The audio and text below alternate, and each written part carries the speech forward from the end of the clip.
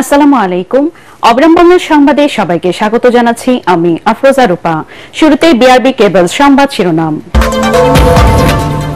London ক্লিনিকে চলছে বেগম খালেদা জিয়ার স্বাস্থ্য পরীক্ষা। চিকিৎসা পরবর্তী করণীয় সম্পর্কে দ্রুতই সিদ্ধান্ত জানালেন ব্যক্তিগত চিকিৎসক জাহিদ হোসেন। ডিজিএফআই এর সাবেক প্রধান লেফটেন্যান্ট জেনারেল সাইফুল আলম আটক। শেখ হাসিনার শাসনামলে গুম খুনে সহযোগিতার অভিযোগ। ছাত্রলীগের দুই নেত্রী সুস্মিতা পান্ডে ও নিশি গ্রেফতার। লুটপাট চাঁদাবাজি করে কোটি কোটি টাকার মালিক বনে গেছেন সুনামগঞ্জের সাবেক এমপি মোয়াজ্জেম হোসেন রতন। অবৈধ সম্পদ অনুসন্ধানে মাঠে নেমেছে দুদক। ৩৩ বছর পর হতে যাচ্ছে জাহাঙ্গীরনগর বিশ্ববিদ্যালয় কেন্দ্রীয় ছাত্র সংসদ নির্বাচন। ১ ফেব্রুয়ারি তফসিল, ডাকসু নির্বাচনের রোডম্যাপ চায় ইসলামী ছাত্র শিবির। এবং ভরা মৌসুমে পর্যটক শূন্য সাগরকন্যা কুয়াকাটা পর্যটক বান্ধব টুরিস্ট স্পট হিসেবে গড়ে তোলার টার্গেট সংশ্লিষ্টদের।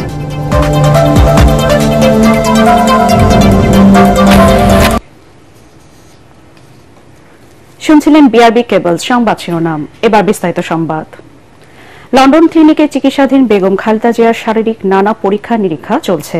আগামী শুক্রবার চিকিৎসার পরবর্তী করণীয় নির্ধারণ করা হতে পারে বলে জানিয়েছেন ব্যক্তিগত চিকিৎসক ডাক্তার AZM জাহিদ হোসেন। এদিকে মায়ের দ্রুত সুস্থতা কামনা করে দেশবাসীর দোয়া চেয়েছেন বিএনপির ভারপ্রাপ্ত চেয়ারম্যান তারেক রহমান। মিজান শাহজাহানের রিপোর্ট। লন্ডনে দ্য ক্লিনিক হাসপাতালের সামনে নিয়মিত ব্রিফিংয়ে বেগম খালেদা জিয়ার শারীরিক অবস্থার সর্বশেষ অগ্রগতি তুলে ধরেন তার ব্যক্তিগত চিকিৎসক AZM জাহিদ হোসেন। বলেন, বিশেষজ্ঞ ডাক্তাররা নিয়মিত বেগম খালেদা জিয়ার স্বাস্থ্য পরীক্ষা করছেন।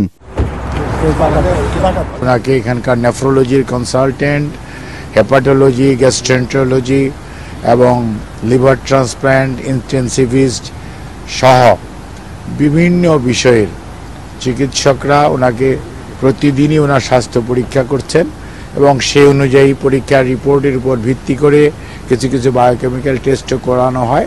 তার উপর ভিত্তি করে পরবর্তীতে ওনারা কিছু চিকিৎসার মধ্যেও বাংলাদেশের চিকিৎসা যা চলতেছিল তার সাথে সাথে পরিবর্তনও কিছু এনেছেন।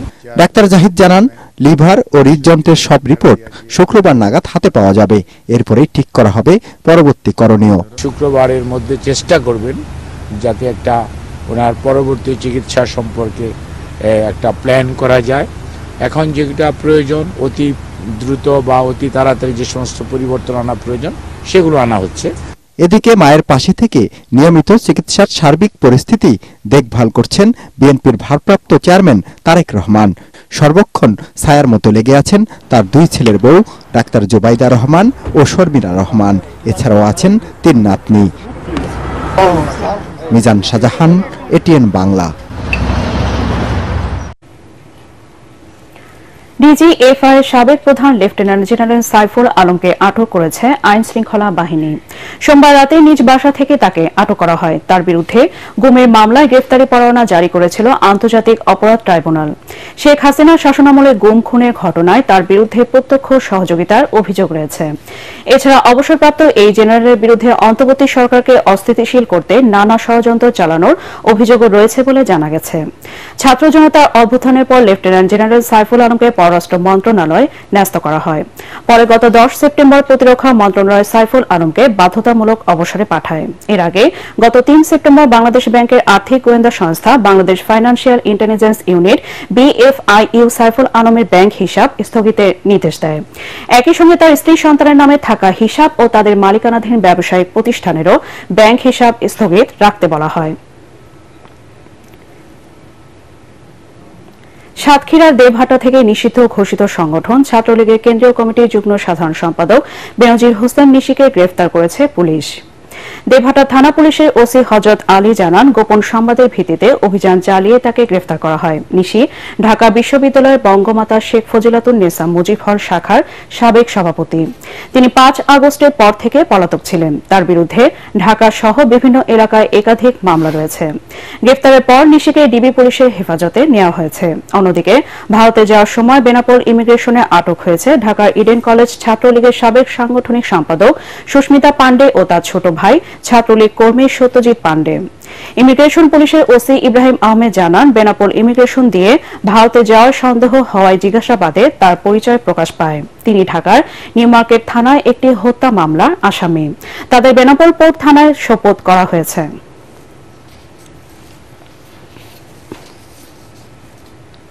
সুনামগঞ্জে আওয়ামী লীগের সাবেক এমপি মোয়াজ্জেম হোসেন রতনের অবৈধ সম্পদের খোঁজে মাঠে নেমেছে দুর্নীতি দমন কমিশন দুদক।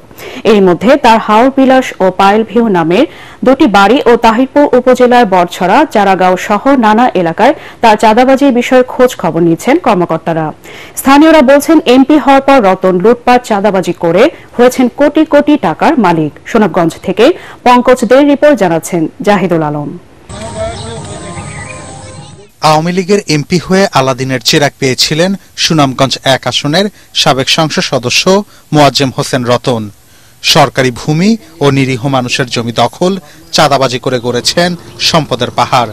স্থানীয়রা জানান, নিজের গ্রাম ধর্মপাশায় ১০ কোটি টাকা খরচ করে বিলাসবহুল বাড়ি হাওর বাংলা তৈরি করেছিলেন রতন।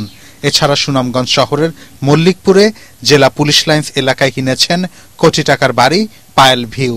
কানাডায় সম্পদ গড়েছেন এমন আলোচনাও আছে তার এলাকায়।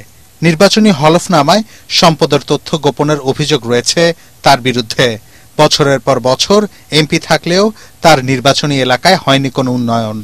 পরিবর্তিত রাজনৈতিক পরিস্থিতিতে এখন সাবেক এই এমপির নানা অনিয়মের কথা ঘুরছে তার নির্বাচনী এলাকার মানুষের মুখে মুখে।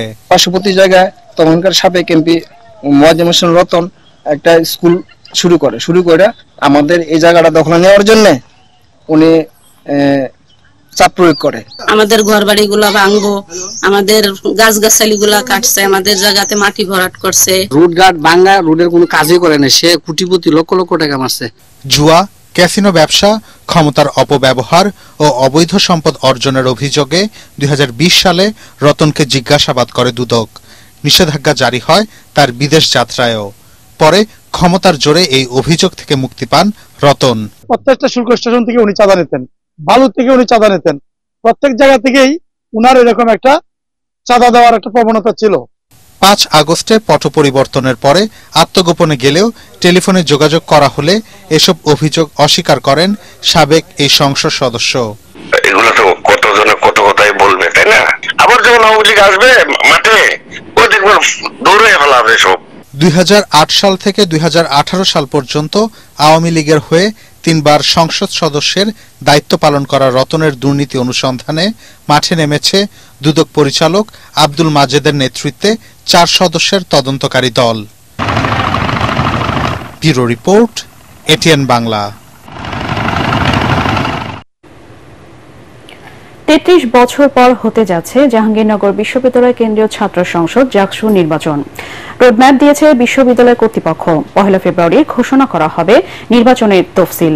এদিকে জানুয়ারির মধ্যে ঢাকা বিশ্ববিদ্যালয় কেন্দ্রীয় ছাত্র সংসদ ডাকসু নির্বাচনের রোডম্যাপ এবং ফেব্রুয়ারির মধ্যে নির্বাচনের দাবি জানিয়েছে ইসলামী ছাত্র শিবির ঢাকা বিশ্ববিদ্যালয় শাখা। মনির হোসেন তপু রিপোর্ট।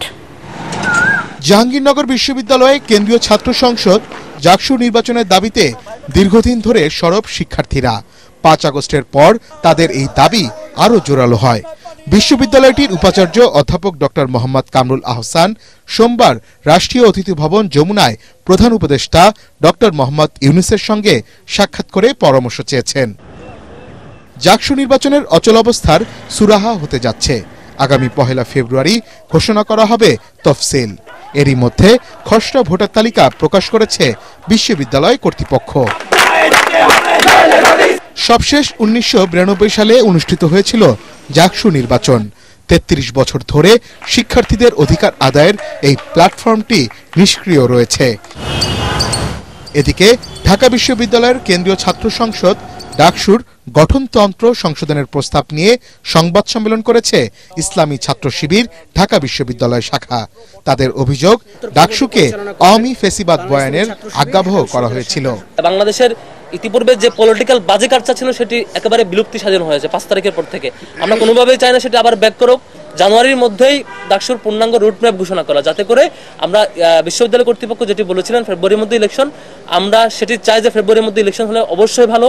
স্বাধিকার আন্দোলন, মহান মুক্তিযুদ্ধ, স্বৈরাচার বিরোধী আন্দোলন 24-এর গণঅভ্যুত্থানের গণতান্ত্রিক মূল্যবোধের ধারণ ও লালন করবে ডাকসু, জানান তারা।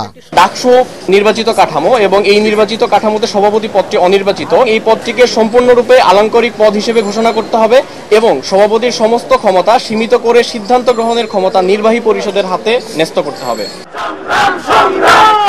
এদিকে ডাকসু নির্বাচনের রোডম্যাপের দাবিতে ঢাকা বিশ্ববিদ্যালয়ের ভিসির বাসভবনের সামনে সমাবেশ করে সাধারণ শিক্ষার্থীরা। আমরা চাই না সেই ছাত্রলীগ নেত্রীদের মতো নতুন কোন দলের নেত্রীরা নতুন রূপে আবির্ভাব ঘটুক, তারা আমরা কখনোই চাই না সাধারণ শিক্ষার্থীদের জিম্মি করে তারা কোন ধরনের ফায়দা লুটুক। মনির হোসেন তপু, এটিএন বাংলা, ঢাকা। ভরা মৌসুমে পর্যটক শূন্য সাগরকন্যা খ্যাত কুয়াকাটা। গত 2 বছর ধরে চলা মন্দায় লোকসানে হতাশ পর্যটন খাতে বিনিয়োগকারী ব্যবসায়ীরা। এই অবস্থায় কুয়াকাটার আধুনিকায়নে সরকারের বাস্তবমুখী পরিকল্পনার প্রত্যাশা সংশ্লিষ্টদের। পটুয়াখালী প্রতিনিধি জাহিদ রিপনের রিপোর্ট জানাচ্ছেন ফারহিন ইসলাম Tumpa.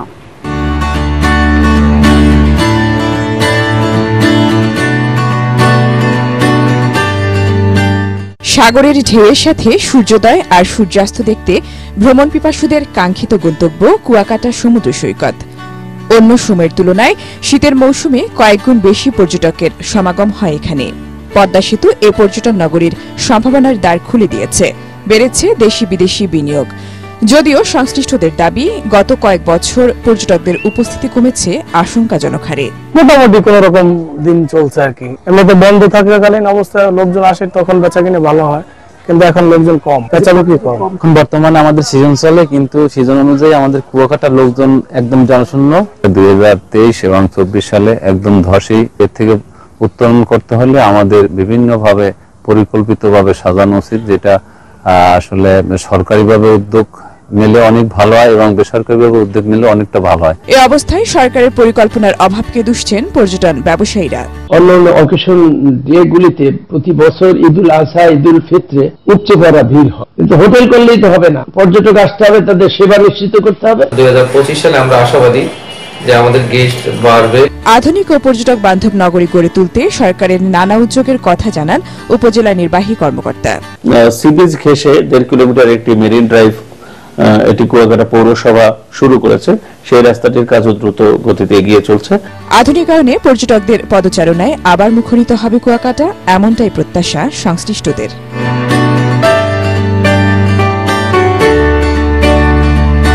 Bureau report, ATN Bangla. নাটোরের লালপুরে ক্ষুদ্র নৃগোষ্ঠীর কিশোরীকে ধর্ষণের অভিযোগে শাহিন নামে এক যুবককে আটক করেছে পুলিশ।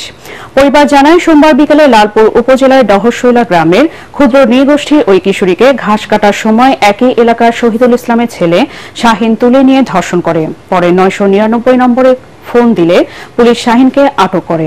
এই ঘটনায় ভিকটিমের পিতা বাদী হয়ে রাতে লালপুর থানায় শাহিনের বিরুদ্ধে মামলা করেছেন। সাভার প্রেস ক্লাবে নির্বাচন অনুষ্ঠিত হচ্ছে। সকাল 10টায় শুরু হওয়া এ ভোট গ্রহণ চলবে বিকাল 4টা পর্যন্ত। ক্লাবে 54 জন সদস্য তাদের ভোটাধিকার প্রয়োগ করবেন। এ উপলক্ষে প্রেস ক্লাব চত্বর ও পার্শ্ববর্তী এলাকা সেজেছে বাহারি পোস্টার, ব্যানার ও ফেস্টুনে। নির্বাচনে 13টি পদে 26 জন প্রার্থী প্রতিদ্বন্দ্বিতা করছেন। সভাপতি পদে প্রার্থী হয়েছেন 3 জন। এটিএন বাংলার সাভার প্রতিনিধি শেখ বাশার সহ সহসভাপতি প্রার্থী রয়েছেন 3 জন।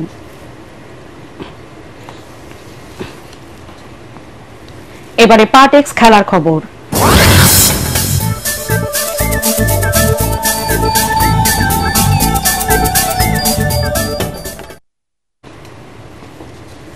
ইংলিশ প্রিমিয়ার লিগে রাতে আলাদা ম্যাচে মাঠে নামছে ম্যানচেস্টার সিটি এবং লিভারপুল। পেপ গার্দিওলা দল মুখোমুখি হবে ব্রেন্টফোর্ডের। লিগ টেবিলে 6 আছে ম্যান সিটি। সবশেষ ম্যাচে ওয়েস্ট হ্যামের বিপক্ষে তারা জিতেছে 4-1 গোলে। আর্লিং হল্যান্ড, ডি ব্রুনাইদের সামনে সুযোগ লিগ টেবিলের সেরা 4-এ জায়গা করে নেওয়া। রাত 1:30টায় মুখোমুখি হবে দুদল। এরপর রাত 2টায় লিভারপুল খেলবে নটিংহাম ফরেস্টের বিপক্ষে। 46 পয়েন্ট নিয়ে শীর্ষে আছে অলরেডরা। 40 পয়েন্ট নিয়ে নটিংহামের অবস্থান 3-এ। এদিকে লিগের শেষ ম্যাচে ম্যানচেস্টার ইউনাইটেডের সাথে 2-2 গোলে ড্র করেছে আর্নে স্লটের দল। রুদ্ধশ্বাস ম্যাচে খুলনা টাইগার্সকে 8 রানে পরাজিত করে বিপিএল এর শীর্ষস্থান আরও সুদৃঢ় করল রংপুর রাইডার্স। 187 রানের টার্গেটে নেমে রংপুরের বোলারদের সাথে সমান তালায় লড়াই করে খুলনার ব্যাটাররা, কিন্তু শেষ দিকে আর পেরে ওঠেনি তারা। রংপুরের বোলাররা দ্রুত উইকেট তুলে নিলে 178 রানে থামে 9 উইকেটে হারানো খুলনা টাইগার্স। 41 বলে দলের পক্ষে সর্বোচ্চ 58 রান করেন নাইম শেখ। অধিনায়ক মেহেদী হাসান মিরাজের ব্যাট থেকে আসে 39 রান। এর আগে টস জিতে প্রথমে ব্যাট করতে নেমে 70 রানে 3 উইকেট হারায় রংপুর রাইডার্স, কিন্তু চতুর্থ উইকেটে 2 পাকিস্তানি খুশদেল শাহ আর ইফতেখার আহমেদ 57 বলে 115 রানের জুটি করেন। তাতে 5 উইকেটে 186 রানে চ্যালেঞ্জিং স্কোর করে রংপুর রাইডার্স। খুশদিল 73 এবং ইফতেখার 43 রান সংগ্রহ করেন। ওয়ানডে বিশ্বকাপে খেলা নিশ্চিত করার লক্ষ্যে ওয়েস্ট ইন্ডিজ পৌঁছেছে বাংলাদেশ নারী ক্রিকেট দল। এর আগে রাতে দেশ ছাড়ে নিগার সুলতানা জ্যোতিরা। আগামী 19 জানুয়ারি প্রথম ওয়ানডে দিয়ে শুরু হবে 2 দলের মাঠের লড়াই। এরপর 21 এবং 24 জানুয়ারি ওয়ানডে সিরিজে বাকি 2 ম্যাচ হবে, সবগুলো খেলাই সেন্ট কিটসে। আগামী ওয়ানডে বিশ্বকাপে সরাসরি জায়গা করে নিতে 2 দলের জন্যই এই সিরিজটি বেশ গুরুত্বপূর্ণ। এছাড়া ক্যারিবীয় সফরে 3 ম্যাচের টি-20 সিরিজও খেলবে বাংলাদেশের মেয়েরা। ম্যাচ 3টি হবে 27, 29 ও 31 জানুয়ারি। শেষ করার আগে বিআরবি কেবল সংবাদ শিরোনাম আরেকবার। লন্ডন ক্লিনিকে চলছে বেগম খালেদা জিয়ার স্বাস্থ্য পরীক্ষা। চিকিৎসা পরবর্তী করণীয় সম্পর্কে দ্রুতই সিদ্ধান্ত জানালেন ব্যক্তিগত চিকিৎসক জাহিদ হোসেন।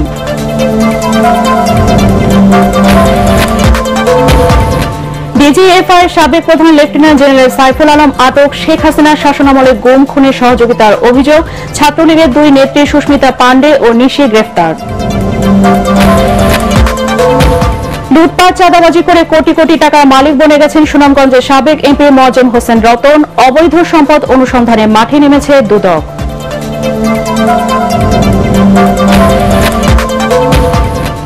33 বছর পর হতে যাচ্ছে জাহাঙ্গীরনগর বিশ্ববিদ্যালয় কেন্দ্রীয় ছাত্র সংসদ নির্বাচন। 1 ফেব্রুয়ারি তফসিল। ডাকসু নির্বাচনের রোডম্যাপ চায় ইসলামী ছাত্র শিবির।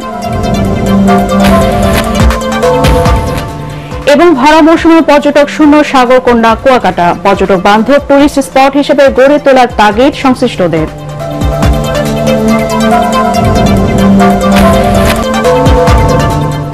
পরবর্তী সংবাদ দেখার আমন্ত্রণ জানিয়ে এখনকার মতো শেষ করছি। এটিএন বাংলা সংবাদ ইউটিউবে দেখতে ব্রাউজ করুন youtube/18 বাংলা নিউজ। ধন্যবাদ সবাইকে।